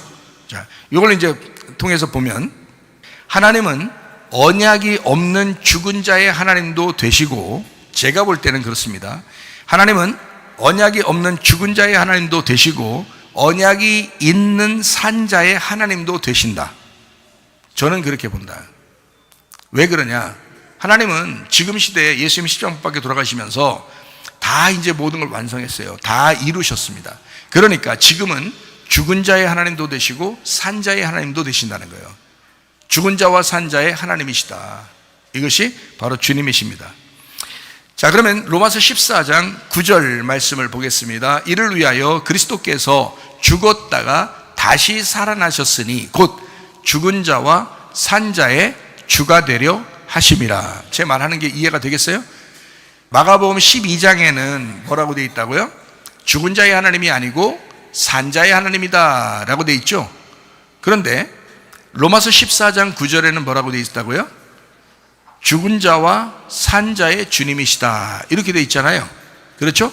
그러면 어느 말씀을 우리가 따라야 되느냐면, 예수님이 십자가 못 박혀 돌아가시기 전에는 언약이 인간들에게 없었단 말이에요. 그러니까 예수님하고만 언약이 있었죠. 그러니까 예수님의 하나님이 되시죠. 그런데 예수님이 십자가 못 박혀 돌아가셨어요. 그러면 그 다음부터는 어떻게 해요? 죽은 자와 산 자의 주님이 되시는 것이 예수님이십니다. 이미 완성을 했잖아요. 그래서 죽은 자와 산 자의 하나님이 되신다. 자, 그러면 민수기 16장 48절 말씀을 보겠습니다. 죽은 자와 산 자 사이에 섰을 때에 연병이 그치니라, 이렇게 되어 있습니다. 죽은 자와 산 자 사이에, 이 말씀 아시죠 여러분? 그래서 연병이 그쳤다, 죽은 자와 산 자 사이에 있을 때. 자, 하나님은 어떤 하나님이라는 거예요? 죽은 자와 산 자의 하나님이시다라는 것을 우리에게 가르쳐 주는 말씀입니다. 하나님은 죽은 자의 하나님, 다시 말하면 살고자 하던 자가 선악과를 먹게 돼요. 살고자 하던 자가 선악과를 먹게 돼요. 그런 선악과를 먹으면 어떻게 돼요? 하나님하고 끊어지죠. 그러면 하나님하고 끊어지는 걸 뭐라고 그래요? 죽음이라 그래요. 그 죽은 아담과 하와, 그리고 가인, 그리고 바울이었던 사울 있잖아요. 자, 이런 사람들은 선악과 먹고 하나님 그 율법 안에서 하나님 앞에 심판받아 완전히 다 끊어졌었어요. 하나님하고 관계가 끊어졌다고요. 무슨 말인지 알겠어요? 근데 그런 사람들의 하나님도 되신다라는 말이에요. 그러면 그런 사람들 가운데 하나님이 가셔요, 안 가셔요? 찾아가요, 안 찾아가요? 찾아가요. 왜요? 잃어버렸잖아요. 죽은 자잖아요. 어둠이잖아요. 하나님은 자기가 밝다고 하는 사람한테 찾아가는 게 아니라 어둠이라고 하는 사람한테 찾아가, 죄인이라고 하는 사람에게 찾아간단 말이에요. 바울이라는 사울이라는 사람이 얼마나 괴로워했는지는 우리는 성경에 나와 있지 않기 때문에 몰라요. 그죠? 그런데 하나님은 그를 아신단 말이에요. 하나님은 그가 얼마나 사람을 때려 죽이면서 다니면서 얼마나 괴로워했겠는가를 우리는 틀림없이 짐작해요. 하나님이 찾아간 걸 보면. 그렇죠? 그러니까 주님이 찾아가시는 사람들은 잃어버린 사람들이다. 다시 말하면 선악과 먹고 죽은 자들이다. 가인 보세요. 아벨 때려 죽이고 그가 너무 괴로워했죠. 하나님이 찾아가시는 거 봐요. 어디에 찾아간 거예요? 빛 가운데 찾아간 거예요? 어둠 가운데 찾아간 거예요? 어둠 가운데 찾아간 거예요. 사울이 어둠이었을 때, 사람 때려 죽이면서 돌아다닐 때 어둠이잖아요. 하나님이 그 사람 가운데 찾아가잖아요. 주님께서 오셔서 소경인 사람들을 찾아가셔서 눈을 뜨게 하잖아요. 무슨 말인지 알겠습니까? 어둠 가운데 주님이 찾아가신다. 예, 아담과 하와가 선악과 먹고 어둠 가운데 있었습니다. 완전히 하나님과 끊어진 그 상태. 그러면 하나님이 아들 예수 그리스도로 이 땅에 내려오셔야 되거든요. 오시는 거예요. 찾아오시는 거예요. 그렇게 잃어버린 자를 위해서 주님이 찾아오신다라고 하는 그런 이야기입니다. 다시 말하면 살고자 하던 자가 선악과 먹고 하나님과 끊어져 죽은 그런 아담, 하와, 그리고 가인, 그리고 사울이라는 바울, 이런 사람들에게 주님은 찾아가신다라는 그런 죽은 자의 하나님이시다라는 그런 말입니다. 어둠 가운데 있는, 다시 말하면 어둠 가운데 함께 하시는 하나님이다 라는 그런 말이죠. 자, 우리 죽고자 하면 어떻게 된다고요? 성경에서는 죽고자 하면 산다 그랬죠. 그래서 마가복음 8장 34절 35절 말씀입니다. 무리와 제자들을 불러 이르시되 누구든지 나를 따라오려거든 어떻게 자기를 부인하고 자기 십자가를 지고 나를 따를 것이니라. 누구든지 자기 목숨을 구원하고자 하면 잃을 것이요 누구든지 나와 복음을 위하여 자기 목숨을 잃으면 구원하리라. 이렇게 돼 있어요. 그죠? 그러니까 죽고자 하면 사는 거고 살고자 하면 죽는 것입니다. 죽고자 하는 자, 어둠 가운데 있죠. 어둠으로 들어가려고 했는데 하나님이 찾아오신다는 거지. 자, 이해가 되겠어요? 그러니까 죽고자 하면 찾아오셔 산다. 하나님은 그냥 산 자의 하나님이 아닙니다. 그냥 산 자의 하나님이 아닙니다. 죽은 자의 하나님이십니다. 그러면 산 자의 하나님이라고 성경에 나오는 것은 무슨 말일까? 이거는 산 자의 하나님이 아니라 부활한 자의 하나님인 거예요. 하나님은 그냥 산 자, 내가 선악과 먹고 살아가리라 하는 사람, 그런 사람 찾아오는 게 아닙니다. 내가 율법적으로 살아가리라, 내가 이 땅에서 한번 살아버리라 하는 사람, 그런 사람 하나님 찾아가지 않습니다. 율법적으로 심판받아 완전히 얻어맞고 완전히 죽어버린, 선악과 먹고서 너무 부끄러워하는 사람, 아들 동생 죽이고서 그렇게 막 부끄러워하는 그런 사람, 그런 사람에게 주님은 찾아가신다. 무슨 말인지 아시겠죠? 그래서 하나님은 그냥 산 자의 하나님이 아니라 부활한 자의 하나님이시다. 마가복음 12장 26절 말씀입니다. 죽은 자가 살아난다는 것을 말할진대 너희가 모세의 책 중 가시나무 떨기에 관한 글에 하나님께서 모세에게 이르시되 나는 아브라함의 하나님이요 이삭의 하나님이요 야곱의 하나님이로라 하신 말씀을 읽어보지 못하였느냐. 자, 이들이 살아있다라는 거죠. 아브라함과 이삭과 야곱, 이스라엘의 하나님, 그분은 변함없이 하나님이시다 이 말이에요. 시대는 계속 변하는데 계속 그 자리에 있다는 거죠. 무슨 말인지 알겠죠? 그러면 아브라함이 이삭으로, 이삭이 야곱으로, 야곱이 이스라엘로 어떻게 된 거예요? 점점 내려간 거예요? 점점 발전한 거예요? 점점점 자라나는 거예요. 그러니까 부활한 그리스도의 사람들은 반드시 어떻게 돼 있다? 성장하게 돼 있다는 거예요. 반드시. 왜? 아브라함으로부터 시작됐는데요, 이삭으로 성장하고요, 그 다음에 이삭에서 야곱으로 성장하고요, 야곱에서 이스라엘은 12지파로 성장하게 되어 있습니다. 12지파가 모든 민족을 이루게 되죠. 그래서 이렇게 믿는 자의 하나님으로 바뀌는 거라. 이게 점진적으로 자라나고 있다, 이런 하나님이시다라는 그런 말입니다. 하나님은 산자의 하나님이다 라고 하는 건, 산자는 반드시 자라나게 되어 있기 때문에 그렇습니다. 여러분, 하나님의 말씀의 씨앗이 여러분 속에 들어가잖아요. 그러면 하나님의 말씀 안에서 여러분이 살아납니다. 자, 죽었던 내가, 어둠에 왔던 내가 말씀이 들어오니까 살아나게 되죠. 그러면 다시 살아난 걸 뭐라고 얘기해요? 성경에서는 부활했다 그래요. 그 부활한 사람들은 반드시 어떻게 된다? 자라나게 되어 있다는 거예요. 아브라함 하나님 부르시고 그냥 아브라함으로 끝내게 만드는 것이 아니에요. 하나님은 그 시간에도 함께 있었지만 이삭과 함께 있고 그 다음에 야곱과 함께 있고 이스라엘 지파와 함께 있어서 하나님은 아브라함의 자손을 만들어버리는 거예요. 하나님의 놀라운 주님의 교회를 만들어버리는 것입니다. 한 사람을 통해서 하나님은 역사하셔서 하나님의 아들 예수 그리스도 한 사람을 통해서 하나님이 역사하시고 그 백성 하나님의 자녀들을 만들어내신다. 그게 교회입니다. 하나님의 놀라운 점진적인 그 자라남의 역사, 자라나는 자, 언약이 있는 자, 씨가 있는데 그 씨눈이 없으면 어떻게 돼요? 죽은 거죠. 씨눈이 있는 자, 씨눈이라는 예수가 있는 자, 주님의 말씀이라는 씨에 씨눈 예수 그리스도가 살아있으면, 그 씨눈이 있으면 반드시 그건 심겨져서 자라나게 되어 있다는 거예요. 여러분, 그리스도 안에서 어떻게 하면 자라난다? 죽고자 하면 살아난다. 이것이 주님의 복음입니다. 여전히 주님의 복음입니다. 그러므로 여러분, 그리스도 안에서 우리가, 예수님 안에서 우리가 살아간다는 것은요, 끊임없이 씨를 심고 자라나는 것입니다. 자, 우리 성경 이제 읽고 마치도록 하죠. 누가복음 8장 11절 말씀, 이 비유는 이러하니라. 씨는 하나님의 말씀이요. 제가 누차 여러분에게 이야기하는 겁니다. 씨는, 하나님의 씨는 살아있으면, 예수 그리스도가 여러분 속에 살아있으면, 그 말씀이 살아있으면 반드시 자라나게 되어 있다. 그래서 나무가 되고 열매를 맺게 되어 있다 하는 것입니다. 여러분, 우리는 뭐만 하면 돼요? 잃어버린 자가 되면 됩니다. 그러면 주님 안에서 구원받게 되고 교회 생활로 하나님이 인도하실 것이다.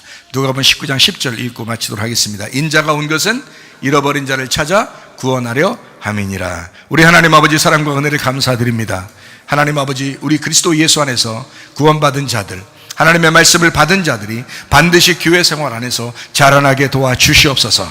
삼위일교를 가서 믿음의 승리를 이루는 귀한 하나님의 사람들이 다 되게 도와주시옵소서. 우리의 속에서 육체를 제거하게 하시옵소서. 나의 운명을 제거하게 도와주시옵소서. 땅에서 살아가던 나의 본성들을 다 제거하게 도와주옵소서. 하나님 아버지, 그리스도 예수 안에서 하늘의 소망 가지고 하늘의 운명 가지고 영적인 삶을 살다가 주님 만나게 도와주옵소서. 하나님, 몸으로 하나님 연약한 자가 있습니까? 몸을 치료해 주시옵소서. 영혼에 연약한 자가 있습니까? 영혼을 치료해 주시옵소서. 그래서 건강한 영과 건강한 몸을 가지고 하나님 앞에 예배드리다가 주님 만나게 하옵소서. 예수님 귀하신 이름 받들어 기도 올려옵나이다. 아멘. 주님 감사합니다. 우리 하나님 아버지 함께 하시고 사랑하심을 믿습니다. 우리 하나님 도와주옵소서. 우리 한 목소리를 기도하고 가죠. 하나님 앞에 기도합니다. 하나님 앞에 기도할 때, 하나님, 내가 여전히 끊어져야 할 육체가 있습니다. 끊어져야 할 땅의 운명이 있습니다. 끊어져야 할 이 세상의 본성이 있습니다. 하나님 아버지여, 내 속에서 회개가 일어나게 하옵소서. 그리고 하나님, 그리스도 예수의 삶을 살다가 주님 만나게 하옵소서. 우리 자정들을 구원하시옵소서. 노아의 믿음을 배우게 하옵소서. 여호수아와 갈렙의 믿음을 배우게 도와주옵소서. 주의 뜻대로 살게 하옵소서. 두 손 높여 들고 기도합니다. 우리 하나님 아버지여, 인도하시고 사랑하심을 감사합니다. 주의 뜻대로 살다가 주님 만나게 도와주옵소서.